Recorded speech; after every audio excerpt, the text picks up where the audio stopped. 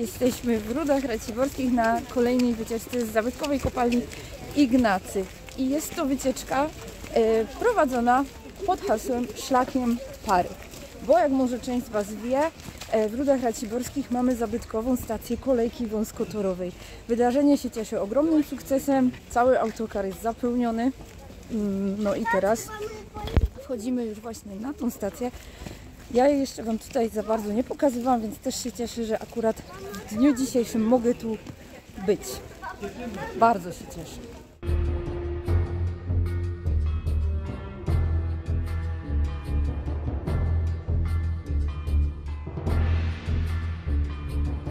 Zabytkowa kopalnia Ignacy w Rybniku Niewiadomiu nieustannie wychodzi naprzeciwko oczekiwaniom miłośników turystyki regionalnej oraz turystyki przemysłowej. Będąc jedną z pereł szlaku zabytków techniki, współpracuje także z innymi obiektami położonymi na szlaku, jak i z obiektami zaprzyjaźnionymi. 16 kwietnia 2023 roku odbyła się wycieczka z cyklu Szlakiem Pary, w ramach której zwiedziliśmy zabytkową stację kolei wąskotorowej w Rudach, a następnie naszą kopalnię. Stacja w Rudach leży dokładnie w 41,1 kilometrze linii kolejowej Bytom-Karp wąskotorowy, Markowice Raciborskie wąskotorowe. To oznacza dokładnie to, co właśnie pomyśleliście. Obecnie dawna potęga śląskiej kolei wąskotorowej to zaledwie niewielkie fragmenty. Odcinek, na którym położona jest stacja, między 1899 a 1945 rokiem był częścią kolei Gliwice-Trynek, Rudy, Racibórz. To właśnie w Rudach mieściło się zaplecze techniczne tejże kolei. Dla mnie ta wycieczka to jest też super podróż w czasie, bo jak były te ciężkie lata pandemiczne, Fundacja Gniazdo kręciła film o losach Ślązaka wcielonego do Folkszturmu.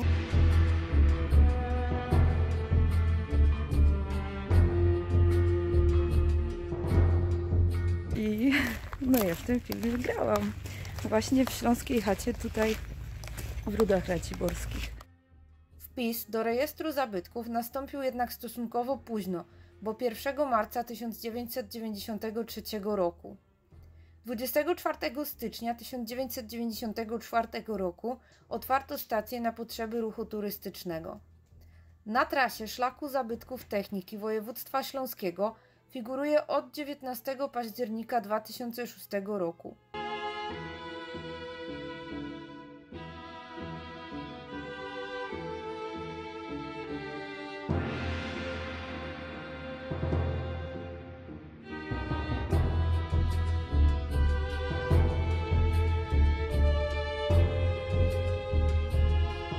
Kolej wąskotorowa Gliwice, Rudy, Racibórz została wybudowana w latach 1899-1900 przez górnośląskie tramwaje parowe. Rozstaw torów wynosi 785 mm. Miejscowi korzystali z dobrodziejstw wąskotorówki do lat 60. XX wieku. W 1945 roku zarządcą kolei zostały Polskie Koleje Państwowe, które wcieliły linię do sieci górnośląskich kolei wąskotorowych.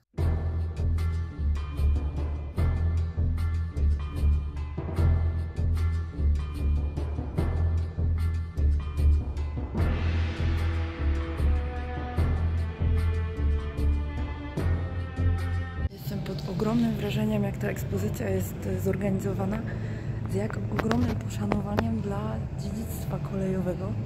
No i da się, naprawdę się da i naprawdę z bijącym sercem wypatruję tego momentu w historii. Teraz troszeczkę przeskoczymy kilometrażowo, ale w historii Katowic, bo mam ogromną nadzieję, że katowicka parowozownia również doczeka się rewitalizacji. Naprawdę stąd, z Rud Raciborskich, można i absolutnie trzeba brać przykład.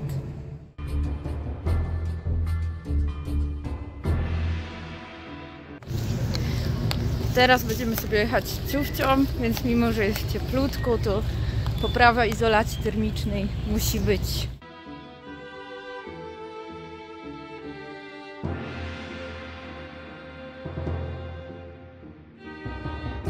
W trakcie zwiedzania skorzystaliśmy z części atrakcji oferowanych przez stację. Jej historię przybliżyli nam fantastyczni przewodnicy oraz wspaniale zorganizowana sala multimedialna, oferująca ścieżkę interaktywną z goglami wirtualnej rzeczywistości. Udaliśmy się również w podróż starą koleją w stronę stacji Stanica. Drugi proponowany kierunek to Rybnik Stodoły przez stację Paproć. Po powrocie na stację czekało na nas ognisko i ciepły posiłek. Chętni mieli również możliwość przejazdu drezyną.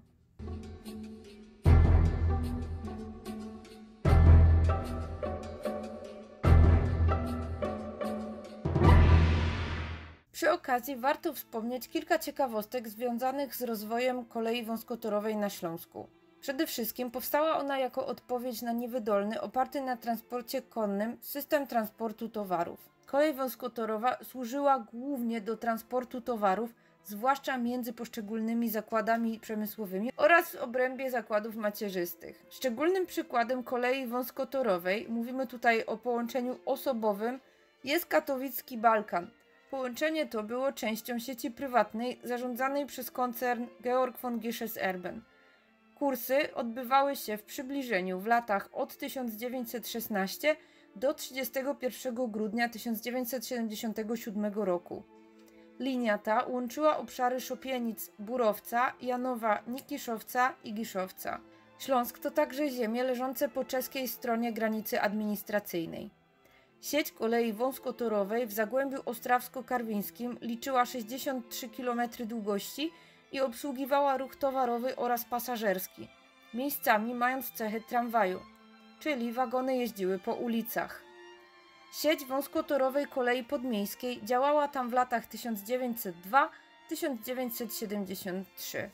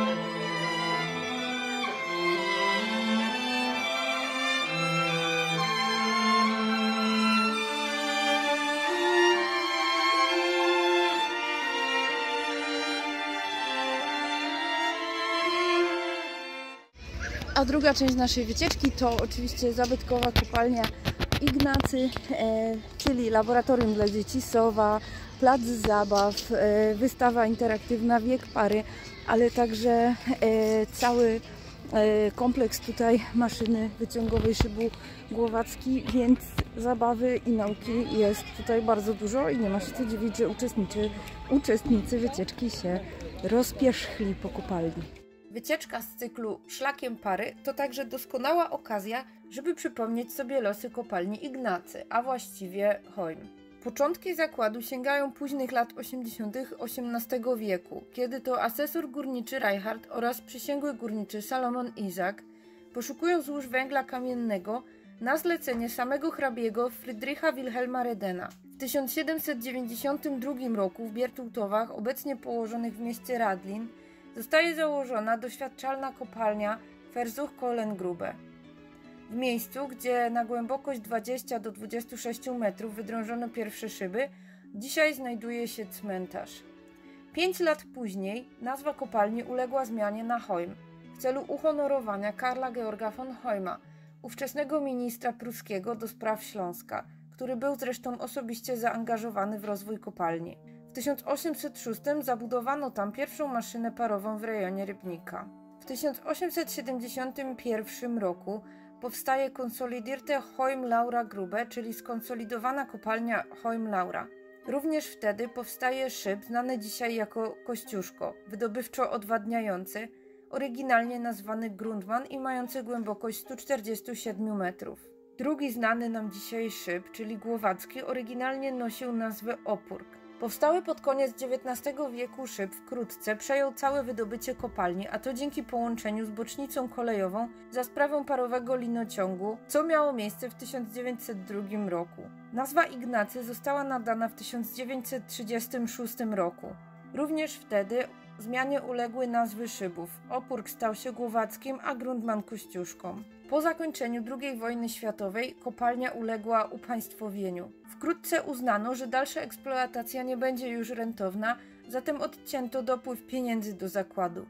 Mimo wszystko próbowano kopalnię jakoś uratować, np. przyłączając poszczególne obszary pokładów z sąsiednich kopalń, jak przyłączenie północnego pola dawnej kopalni Szczęście Beaty w 1958 roku, czy przyłączenie pola Jejkowice w 1962 roku.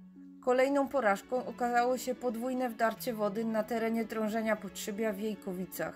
W 1966 roku udało się wprawdzie osiągnąć docelową głębokość 252 metrów, jednak przy drążeniu Podszybia cały szyb zalała woda. Uznano, że jedynym ratunkiem dla Ignacego będzie połączenie z sąsiednią kopalnią Rydultowy i utworzenie tzw. Ruchu 2, który od 1991 roku nosił nazwę Ruch Ignacy.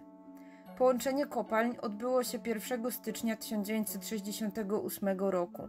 Wydobycie przy szybie Kościuszko definitywnie zakończyło się w 1995 roku. Wtedy rozpoczęła się likwidacja obiektów na powierzchni, poczynając od zakładu przeróbczego. Na szczęście z kilkudziesięciu obiektów udało się ocalić 5, które od 2005 roku figurują w rejestrze zabytków. Dzisiaj odnowiony szyb Kościuszko jest perłą turystyki industrialnej.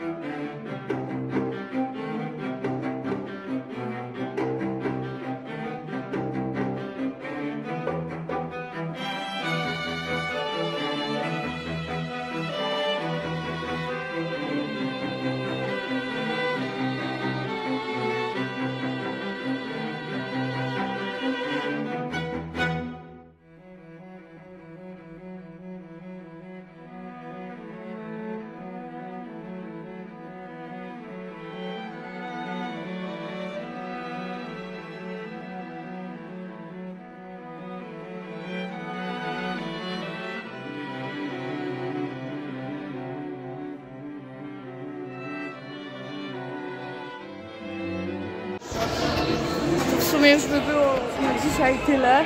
Oczywiście kończyliśmy pokazem maszyny parowej, więc jest mi bardzo ciepło, ale nie miałam nawet kiedy tego ściągnąć, że tyle się dzieje. I to jest absolutnie super.